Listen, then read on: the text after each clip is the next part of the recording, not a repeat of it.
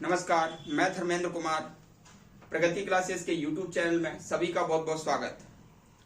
आज मैं आपको जानकारी देना चाहता हूं कि कल 17 नवंबर मध्य प्रदेश में चुनाव है। विधानसभा चुनाव में विधायक चुने जाते हैं, जो कि प्रत्यक्ष निर्वाचन के तहत ये होता है और इसके तहत बहुमत दल के नेता को सीएम बनाया जाता है, यानी कि मुख्यमंत्री। तो मैं सभी जो 18 वर्ष के युवा हैं उनसे ये निवेदन करना चाहता हूं कि आप मतदान करें। अनुच्छेद 326 के तहत आपको भारत का संविधान ये अधिकार देता है कि आप मतदान करें, लेकिन मतदान आप किसको करें इसके बारे में मैं आपको जानकारी देता हूं कि ऐसी राजनीतिक पार्टी या ऐसा प्रत्याशी जो कि शिक्षा, रोजगार और स्वास्थ्य की बात करता है, इन तीन चीजों के आधार पर ही आप अपना प्रत्याशी चुने, ना कि जाति, संप्रदाय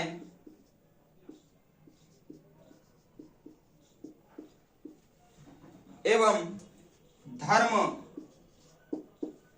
के आधार पर। इन तीन चीजों के आधार पर आप अपना प्रत्याशी और सरकार ना चुने, क्योंकि जो सरकार इन तीन चीजों की बात करती है, शिक्षा, रोजगार और स्वास्थ्य, उसको ही आप अपने क्षेत्र का विधायक चुने और अपनी सरकार अपने राज्य की चुने।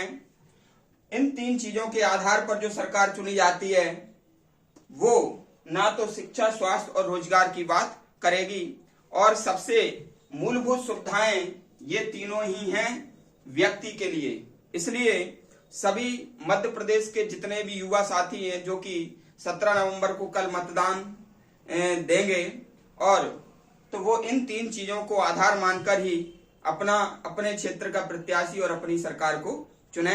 ये आपसे मैं अपील करना चाहता हूं। और मतदान अवश्य करें, मतदान अवश्य करें, ये आपका अधिकार है।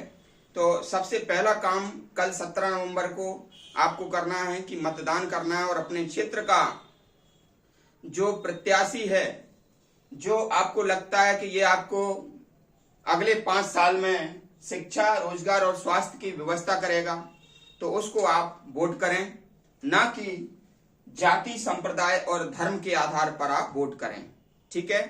मैं आपको बताना चाहता हूं कि सरकार जो आप चुनते हैं, जो भी प्रत्याशी आप चुनते हैं, जिससे जो सरकार बनाई जाती है, वो क्षेत्र की, जैसे मान लीजिए मध्य प्रदेश है, मध्य प्रदेश की जनता से टैक्स लेकर, इतनी सारी जनता है, यानी कि मध्य प्रदेश में 8 करोड़ जनसंख्या है वर्तमान में। सभी लोग किसी न किसी वस्तुओं पर टैक्स देते हैं और उस टैक्स के स्वरूप सरकार बहुत सारी योजनाएं चलाती है। ठीक है। तो सरकार जो जनता का सेवक कहलाती है। क्यों? क्योंकि जनता के टैक्स से सरकार सभी अधिकारी और कर्मचारियों को वेतन देती है। तो इसलिए मैं आपसे निवेदन करता हूं कि सरकार ऐसी चुने जो आपके टैक्स के पैसों का सही उपयोग करे, आपको सस्ता आटा, दाल, तेल और सभी वस्तुएं, गैस, ठीक है, बिजली, पानी आसानी से सुलभ करा सके और कम मूल्य में, उचित मूल्य में सुलभ करा सके। ना कि ऐसी सरकार आप चुने जो मुफ्त की रेवड़ी बांटे, ठीक है, हर व्यक्ति को रोजगार उपलब्ध कराए, ऐसी सरकार आप चुने। ठीक है। जो सरकार मुफ्त की रेवड़ी चलाती है जनता के लिए, ठीक है, और रोजगार उनको नहीं देती है, उपलब्ध नहीं कराती है, तो वह सरकार कहीं ना कहीं अच्छी सरकार नहीं कही जाती है। और ऐसी सरकार जो कि युवा साथियों को, शिक्षित साथियों को रोजगार उपलब्ध कराती है, वह सरकार आत्मनिर्भर व्यक्तियों को बनाती है और अच्छी सरकार कहलाती है।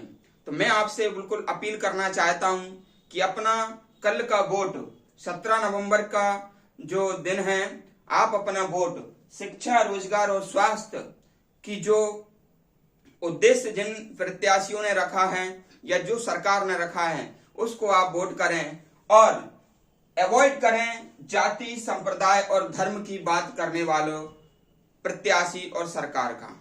ठीक है, एक शिक्षित युवा होने के नाते वोट आप अवश्य करें। और मेरी ये अपील है, मैं एक शिक्षक होने के नाते जितने साथियों को जागरूक कर सकता हूं मैं करूंगा। ठीक है, तो इसी के साथ मैं आपसे विदा लेता हूं। सभी का बहुत बहुत धन्यवाद।